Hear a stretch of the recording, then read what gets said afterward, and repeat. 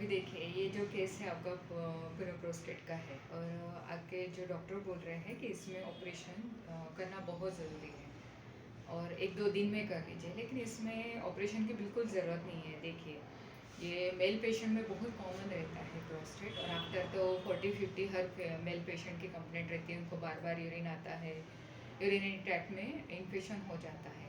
ये कभी फंगल रहता है, बैक्टीरियल, वायरल रहता है, इकोला का इन्फेक्शन बोलता है। ये मेल फीमेल में बहुत कॉमन रहता है।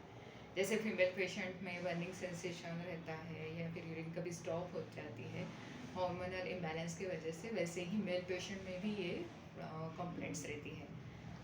आपका हार्मोन्स इम्बैलेंस है, आप लिक्विड्स या फिर वाटर इंटेक आपका कम है, या फिर बहुत हाई स्ट्रेस लेवल है, या कभी कभी कोई बिकॉज ऑफ अदर रीजंस भी, या फिर केमिकल मेडिसिन आपने ज़्यादा देर तक खाई है, तो ये प्रोस्टेट फॉर्म हो सकता है।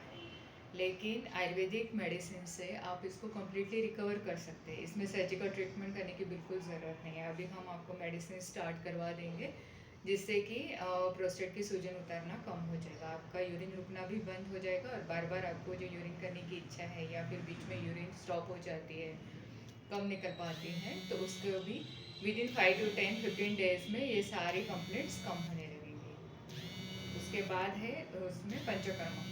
पंचकर्म करना इसमें बहुत ज़रूरी रहता है, क्योंकि इससे बॉडी का सूजन कम होने लगती है, प्रोस्टेट की सूजन कम होते हैं, इंटरनली आपका बॉडी का पॉइजन रिमूव हो जाता है, और इसमें मेल पेशेंट का अपर बॉडी मसाज रहता है, नेक से ऊपर ऑयल, थोड़ा ऑयल से वार्म ऑयल से मसाज करके फिर स्टीम करके फिर नेज़ल ड्रॉप शुरू करवा देते हैं।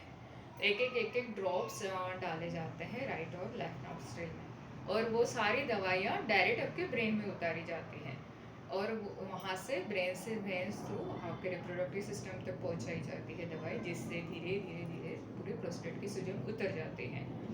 3 to 4 मंथ के बाद हम फिर से सोनोग्राफी करके देखते हैं और देख लेते हैं रिपोर्ट्स नॉर्मल हुए या नहीं। अगर नॉर्मल हो जाते हैं तो 1-2 महीना मेडिसिन देख के हम बंद करवाते हैं, या फिर ऐसा करते हैं कि और 3 महीने दवाई बढ़ा के फिर से आपकी सोनोग्राफी की जाती है, और बस नॉर्मल रिपोर्ट होने के बाद आपकी मेडिसिन बंद की जाती हैं। लेकिन ये दवाई एकदम रेगुलर करनी पड़ती है, और इसको कभी भी छोड़ना, बीच में छोड़िए नहीं, क्योंकि आपका एज जो है वो बढ़ रहा है। अभी ये प्रोस्टेट, ये जो प्रॉब्लम है, ये एज फैक्टर भी रहता है और जेनेटिक डिसीज भी रहता है, आपके पापा से आप में आता है। तो इसके लिए आप अगर